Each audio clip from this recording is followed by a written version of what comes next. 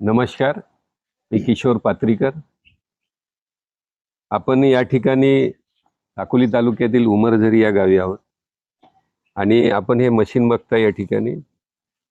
हे धान पेरणी यंत्र आहे आणि ज्या शेतकऱ्यांनी हे खरेदी केलेलं आहे त्या शेतकऱ्यांचा आपण परिचय करून घेऊया. आपला परिचय सांगा. माझे नाव गिरधारी रामदास कापगती आहे, राहणार उंबरझरी. मला सांगा, हे मशीन तुम्ही केव्हा घेतलं? 23ला. 2023. 3 हंगाम झाले खरीप? हो हो हो. अच्छा. आणि रबीचे पण? नाही, रब्बीचे मकाच. खरीप मध्येच तुम्ही धानाची पेरणी करता. बरं, मला एक सांगा की हे मशीन घ्यावं असं तुम्हाला कसं काय वाटलं? म्हणजे लेबर प्रॉब्लेम. आम्ही तीन कास्तकार मिळून बसलो एका ठिकाणी. बरं. गिरधर कापगते एक, मी एक आणि तानबा कापगते एक, बरं. असे 3 शेतकरी एका ठिकाणी बसलो. मी म्हणलो, गिरधर एक काम कर, व अशी आपण पहिल्या वर्षी मी पेरलोच होतो, मला उत्पादन चांगलं आलेला होता, एक मशीन घेऊन आणू. म्हणजे एकमेकाची हिंमत वाढवली. हो, तुम्ही. चला बाबा, मशीन चालू शकते. एक मशीन चालू शकते. मी 10 एकराला का 15 एकराला लावतो, तूही 5 एकराला लाव, तूही 15 एकराला लाव. नाही, इतर शेतकऱ्यांनी वापरली तरी आपणच वापरू. वापरलं तरी आपले सगळे पैसे निघून जातात. आज नाही निघतील तर 3 वर्षात आपल्या मशीनचे पैसे निघतील. आपणच 3-4 लोक एकत्र आल्यामुळे हा निर्णय तुमचा झाला. बरोबर आहे. हो. म्हणजे लोकांनी जर गटामध्ये जर एकत्र आलं, आपण शेतीमध्ये चांगलं काम करू शकतो हे सिद्ध होत आहे. शेतकऱ्यांचा एकरामागे किती खर्च वाचला हे बघा. त्याच्यामध्ये तुमचा खर्च जो वाचला, म्हणजे नागरटी तर या ठिकाणी करावं लागते, त्या ठिकाणी करावं लागते. चिखलनी करण्याचा खर्च वाचला. घोवणी करण्याचा जो मजुरी खर्च आहे मोठा, जो आपल्याकडे हुंडा पद्धतीने दिला जाते, त्याच्यामध्ये साधारणतः किती पैसे घेतात ते? 4,500 5,000 पकडा. 4,500 ते 5,000 प्रति एकर. आणि तुमचा चिखलनी करण्याचा खर्च किती लागतो तुम्हाला ट्रॅक्टरचा? 3 तास एकरी किती खर्च झाला तो? 3,000. 3,000. 8,000. आणि ते मेर वगैरे मारणे म्हणता तुम्ही, 2 माणसं म्हणून 10,000 पकडलो. 8 ते 9,000 रुपये तुमचा खर्च बचत झाला याच्यामध्ये. हा, बचत ठीक आहे, बचत झाला ठीक आहे, पण तुमचं उत्पन्नामध्ये काय कमी जास्त झालंय? नाही, मला सांगा, साधारण धान तुम्ही या पद्धतीनं लावला, रोवणी पद्धतीनं, आणि तोच धान तुम्ही जर या पेरीव पद्धतीने लावला सीड ड्रिलनं, त्याच्यामध्ये उत्पन्नात किती तफावत? 15-16 क्विंटल जे होत हायब्रिड आपण लावू 6 किलो पर एकरी, तिला 9 किलो लागतात. धान सारखेच होतात. म्हणजे उत्पन्न सारखंच होते. बरं, तुम्ही मला सांगितलं आता लागवड करतानाचा खर्च 8 ते 9,000 बचत. पण ठीक आहे, तरी आपण सर्वसाधारण 8,000 जरी बचत म्हटले आणि उत्पन्नामध्ये सारखं जरी म्हटलं तरी 8,000 रुपये बचत होणे म्हणजे हे 3-4 क्विंटलचं जे सुपीकता आहे किंवा जमिनीचा जो कडकपणा, नरमपणा आहे, त्याच्यामध्ये काही फरक पडतो का पुढच्या हंगामात?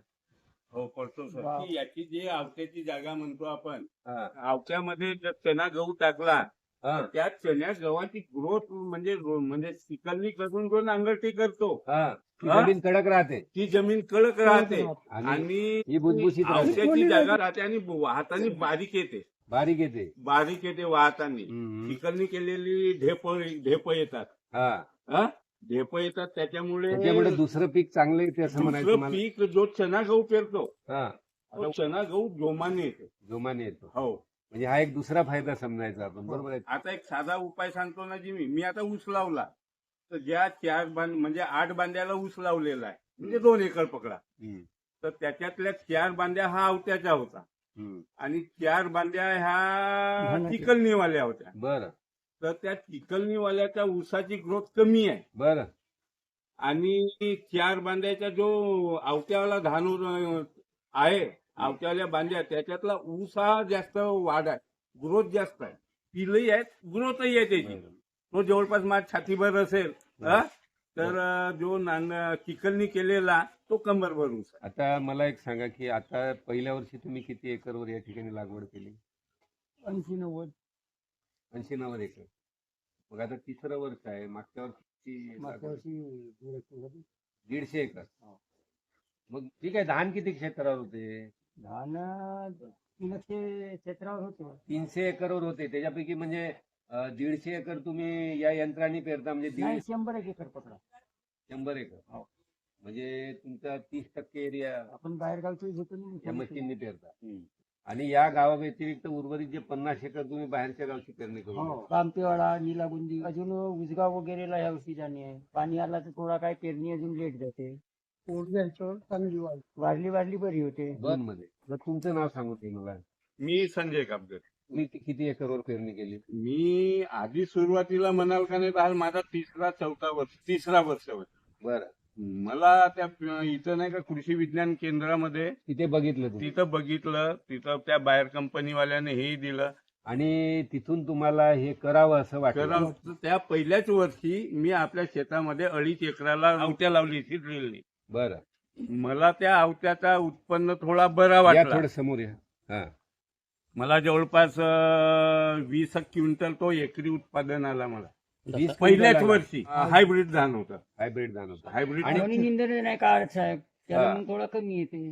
लोक जे भात बांधणीमध्ये एवढा पाणी साठवून ठेवतात, ते रोवण्याला साठवून ठेवतात. हा, आवत्याला आवत्याला नसेल राहतेच नाही. नसला तर चालते. चालते. म्हणजे त्याला शेतामध्ये पाणी साठवून ठेवण्याची हा. गरज नाही, गरज पाणी जरूर नाही. पाहिजे. पाणी जरूर पाहिजे, पण रोवण्याला पाणी पाहिजे. हा, रोवण्याला जर पाणी नाही ठेवलं तर त्याची ते फटी पडतात. धान पिकाला पाणी कमी असलं तरी चालते, न चालते. साठवता हो. चांगलं हो. उत्पन्न येऊ शकते. येऊ हो. शकते. म्हणजे तुमच्या हा. शेतावर जे आरती उत्पन्न चांगलं येते ते पाणी न साठवता. चालते.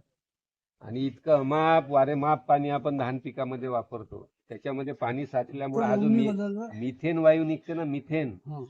हा ग्लोबल वॉर्मिंग करते. हे टेम्परेचर जे वाढत आहे ना आपल्या वातावरणाचं, हो. त्याला एक घटक जो कारणीभूत आहे तो हा पण आहे. आपल्या भात शेतीतलं जे हो. अच्छा. पाणी साठवल्यामुळे मिथेन वायू बाहेर निघतो. अच्छा. लक्षात आलं?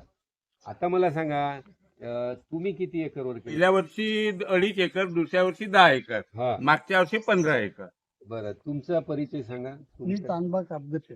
कानबाजी कापगत. कानबाजी, तांबाजी. तुम्ही किती क्षेत्रावर पेरणी केलं मी होतं? वर्षी 20 एकर आवत्या फोकीव की या मशीन? मग मी केलो हा, 4-5 एकर, हा. पण बाकीचं मग तो फोकी केलं.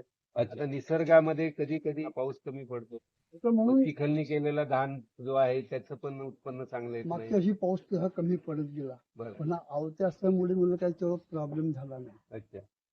यावर्षी पण असं भाकीत असं वाटते. सांगितलं जाते की बाबा IMDचं मेट्रोलॉजिकल डिपार्टमेंट एलनिनोचा जो परिणाम आपल्या पर्जन्यमानावर होऊ शकतो. 2.5 लाखांनी फायद्याचं झालं मागच्या वर्षी. हे आवत्या केला, निंदन नाही केला, हा, तुमचं चिठ्ठ्याने वाचली. हा. असं एवढ्या ह्याच्यात मी हिशोब लावलो, 2.5 लाखांनी फायद्यात आहोत. आणि उत्पन्नात पण चांगलं. उत्पन्न चांगलं आहे. उत्पन्न चांगलं आहे. हो. 2.5 लाख फायद्याला किती एकरवर? 20 एकर आहे. 20 एकरावर. म्हणजे मला एक सांगा, आता जे धान रोवणी करणारे शेतकरी आहेत हो. आणि तुम्ही पेरणी करणारे शेतकरी आहेत, तुम्ही काय सल्ला द्याल बाकीच्या शेतकऱ्यांना? नाही, पण शेतकऱ्यांनी हा. शेड्रिलनी आवट्या पद्धतीचं धान बरं, पेरलं तुम्हाला पाहिजे. असं वाटते का निदान त्यांनी 4 एकर जमीन आहे तर 1 एकर तरी करून बघावं? 4 एकर केल्या पाहिजे असं केलं मला पाहिजे. अच्छा, माझं अच्छा. म्हणणं आहे. पण आता ते याच्याकडे म्हणतात, एखाद्याकडे तुमचं नाव 4 काय? एकर असेल तुमचं तर नाव 4 तुमचं एकर परिचय? केलं पाहिजे. गणेश महादेव कापगते. हा. त्याच्याकडे 6 एकर होती मागच्या वर्षी. बरं. फोकीवच होती. चांगलं झालं, उत्पन्न चांगलं आलं. हा, ठीक आहे. मशीन जर अवेलेबल असती तर तुम्ही करणार, नसेल तर मग आपली साधी आपली पद्धत साधी आहे. ताकद आहे. बरोबर आहे की नाही? आता मी 25 एकर 6 एकर मध्ये किती झाले होते फेकीव मग? मध्ये 6 एकर मध्ये तुम्हाला धान? माझ्या पूर्ण टोटली झोपला होता तरी जवळपास 6 एकरात 90 क्विंटल. तर मला सांगा, याचं तण व्यवस्थापन कसं करता तुम्ही? आम्ही हा महत्वाचा विषय आहे ना. नाही बरोबर याच्यात आहे. जर तण नियंत्रण जर जमलं नाही आपलं तर गणित बिघडते. बिघडते. आपण ह्या आवट्यामध्ये नाही का हा. पेरताना या जर शेतीमध्ये. रेतीमध्ये साती. साती मारला, हम्म. आता सातीमध्ये कोणता कंटेन आहे मला माहित नाही, पायराजो सल्फ्युरान इथाईल आहे 10%. हो का? हा. तर ती औषध मारली तर साथी तण- उगवण पूर्ण आहे. हा उगन पूर्वच तुम्ही पेंड्यामिथिलीन पण मारू शकता. पेंड्यामिथिलीन पण आहे. खराब घटक आहे तो पायराजो सल्फ्युरान इथाईल 10%. अच्छा. पेरणी झाली हा. का वरूनच हे फोकून आज देतो आम्ही. पेरला त्या का आजच दिवशी. हो मारायची त्या दिवशी किंवा उद्या मारायची. पाणी जेव्हा येईल पाणी तेव्हा येईल. पाणी पाणी आल्यानंतर साथी का काम करते माहित नाही, पण तण कमी उगवते. हा. धान वाप- आणि मग जो तण उगवलाय तर मग थोडं त्याला मोठा होऊ देतो तणाला, तर मग नंतर एक फवारणी का घेतो. कोरा राहते तर मरून जाते. छोटा 15-20 दिवसाचा असतो, हा. कोवळा आम्ही हा. काय करतो, फुकलं समजा हा. धान पेरणी केला, पेरणी केला. पाऊस आला हा, तर इतरला वाटते बरं. धान, हा. तेव्हा मी फवारणी करतो. पेरणीच्या नंतरचा जो आहे हो. पोस्ट इमर्जन्स ज्याला म्हणतात, हो.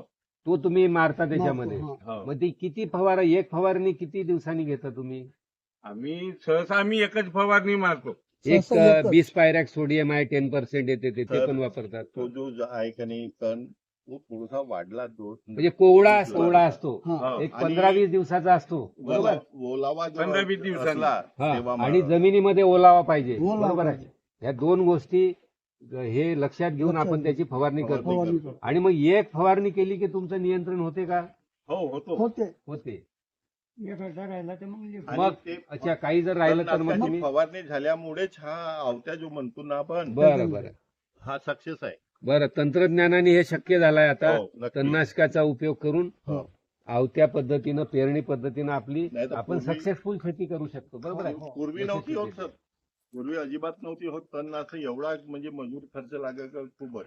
बरं. नाही, पण एक लक्षात घ्या, तणाला तुम्ही मोठं होऊ दिलं तर ते धानात त्याचं खूप धन खाते, हो म्हणून त्याला मोठं होऊ द्यायचं नाही. छोटा असेल तेव्हाच त्याची फवारणी करायची. तो पहिलवान असतो, हा. आपल्या धानापेक्षा तो पहिलवान असतो. तो अन्न लवकर शोषतो आपल्या शोषून घेतो, याच्यापेक्षा, हो. त्याच्यामुळे आपल्या दुबळा होतो धान. हम्म. म्हणून शक्य तेवढ्या लवकर फवारणी करायची तण दिसल्यानंतर.